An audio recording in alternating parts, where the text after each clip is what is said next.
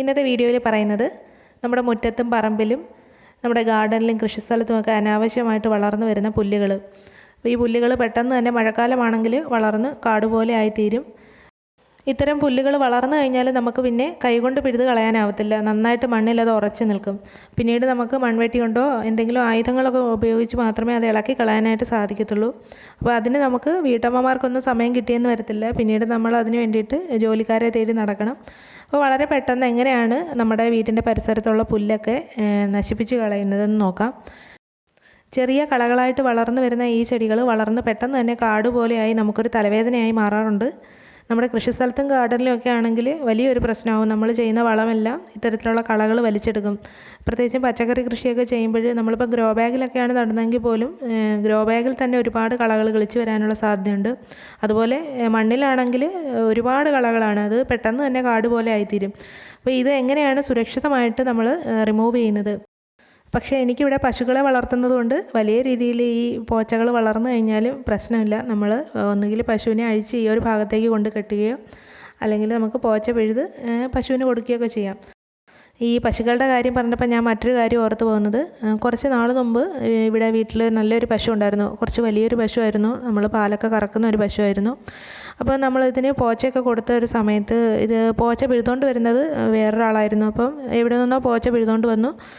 ഇത് പോച്ച കഴിച്ചതിന് ശേഷം രാത്രി കഴിഞ്ഞപ്പം ഈ പശു ജീവൻ പോയി, അപ്പോൾ മരിച്ചുപോയി.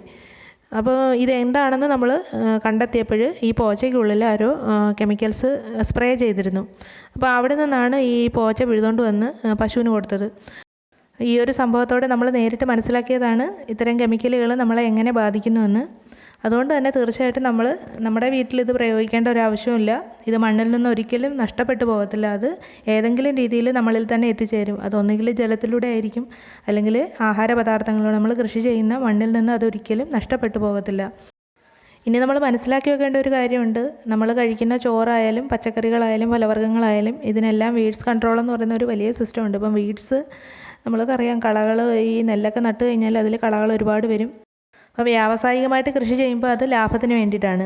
അപ്പോൾ കള നിയന്ത്രണം, വളങ്ങൾ, അതുപോലെ കീടനാശിനി, അതുപോലെ ധാന്യങ്ങളായാലും പച്ചക്കറികളായാലും അത് ദീർഘനാൾ സൂക്ഷിച്ച് വെക്കുന്നതിനായിട്ട് വീണ്ടും അതിൽ ഇത്തരത്തിലുള്ള കെമിക്കലുകൾ ഉപയോഗിക്കുന്നു.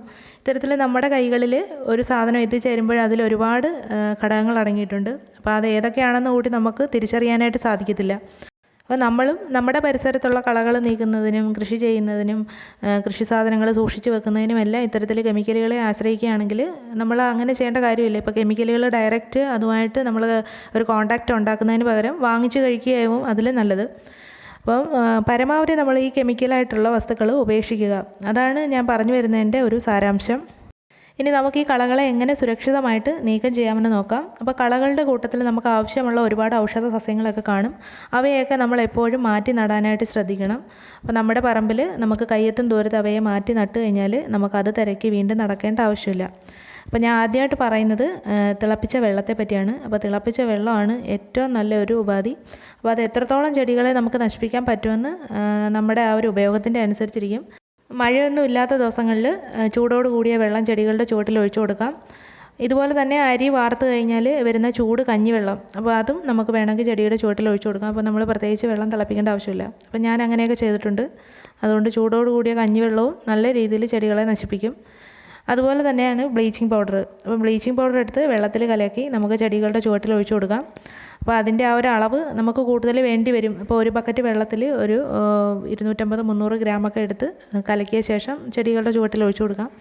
അത് നല്ലൊരു ഉപാധിയാണ്. നമുക്ക് ആവശ്യമില്ലാത്ത കാടും അതുപോലെ ചെറിയ പോച്ചകളും ഒക്കെ നശിപ്പിക്കാനായിട്ട്, പിഴുത് കളയാൻ സാധിക്കാത്ത ചില പോച്ചകളൊക്കെ ഉണ്ട്, അതിനെയൊക്കെ നമുക്ക് നശിപ്പിച്ച് കളയാം. അടുത്തതായിട്ട് വളരെ എളുപ്പത്തിൽ നമുക്ക് ചെടികളെ നശിപ്പിക്കാൻ വേണ്ടിയിട്ടുള്ള ഒരു മാർഗ്ഗം പറയാം. അപ്പോൾ NPK, DAP, എപ്സം സോൾട്ട് പോലെയുള്ള രാസവളങ്ങൾ ഉപയോഗിച്ച് നമുക്ക് ചെടികളെ നശിപ്പിക്കാം. അപ്പോൾ പോച്ചകളൊക്കെ ആണെങ്കിൽ വളരെ പെട്ടെന്ന് നശിച്ചു പോകും. അപ്പോൾ 1 ലിറ്റർ വെള്ളത്തിൽ നമ്മൾ 5 മുതൽ 10 ഗ്രാം വരെ ഇതിൻ്റെ ഗ്രാന്യൂൾസ് എടുത്ത് കലക്കണം. ഇതിന് ശേഷം നമുക്കിത് ചെടിയുടെ മുകളിലേക്ക് തളിച്ചു കൊടുക്കാം. അപ്പോൾ ചെറിയ ചെടികളെല്ലാം ഉണങ്ങിപ്പോകും. ഈ പാഴ്ചെടികളായിട്ടുള്ള കളകളെല്ലാം ഉണങ്ങിപ്പോകും. പക്ഷേ കുറ്റിച്ചെടികളും അടിയിൽ കിഴങ്ങുള്ള ചെടികളൊക്കെ വീണ്ടും കിളിർത്ത് വരാനുള്ളൊരു സാധ്യതയുണ്ട്. അതുപോലെ നമ്മൾ കുറച്ച് വളർന്ന് വലുതായിട്ടുള്ള കുറ്റിച്ചെടികൾക്കാണ് ഇത് ഒഴിച്ചു കൊടുക്കുന്നതെങ്കിൽ ചെടി കുറച്ചും കൂടി ഗ്രോത്ത് ആവും, നല്ല രീതിയിൽ വളർന്നു വരികയാണ് ചെയ്യുന്നത്. അപ്പോൾ നമ്മളത് ശ്രദ്ധിച്ച് വേണം ചെയ്യുന്നതിനായിട്ട്. അതുപോലെ തന്നെ ഇത്തരത്തിൽ വളങ്ങൾ ചെയ്ത് കഴിഞ്ഞാൽ ചെറിയ ചെടികളുടെ വേരുകളെല്ലാം പെട്ടെന്ന് തന്നെ നശിച്ചു പോകും. ഈ വേരുകൾക്ക് ഈ വളങ്ങൾ ചെന്ന് കഴിഞ്ഞാൽ അത് താങ്ങാനുള്ളൊരു ശക്തിയില്ല.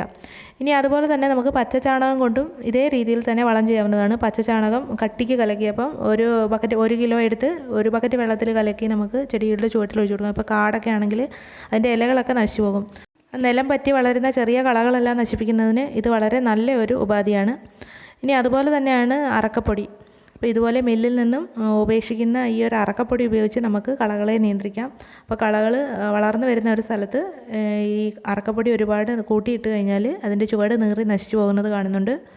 ഇനി അതുപോലെ വിനാഗിരി. ഇപ്പോൾ വിനാഗിരി ഉപയോഗിച്ച് നമുക്ക് ഈ ചെടികളെ നശിപ്പിക്കാം. ഇതിൻ്റെ ഇലകളിൽ സ്പ്രേ ചെയ്ത് കൊടുത്തു കഴിഞ്ഞാൽ ഇപ്പോൾ ഡൈല്യൂട്ട് ചെയ്യുന്നതിൻ്റെ ആ ഒരു അളവ് നമ്മൾ നോക്കണം.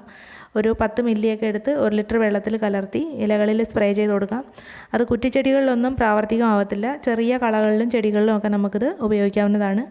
ഈ കളകൾ പിഴുതു കളയാനാവാത്ത പക്ഷം വളരെ സുരക്ഷിതമായിട്ട് നമുക്ക് നിയന്ത്രിക്കാവുന്ന മാർഗ്ഗങ്ങൾ ഇതൊക്കെയാണ്. തീർച്ചയായിട്ടും നമ്മളൊന്ന് പരീക്ഷിച്ച് നോക്കിക്കഴിഞ്ഞാൽ നമുക്ക് റിസൾട്ട് കിട്ടുന്നതാണ്. അപ്പോൾ ഇന്നത്തെ ഈ വീഡിയോ ഞാൻ വൈൻഡപ്പ് ചെയ്യാണ്.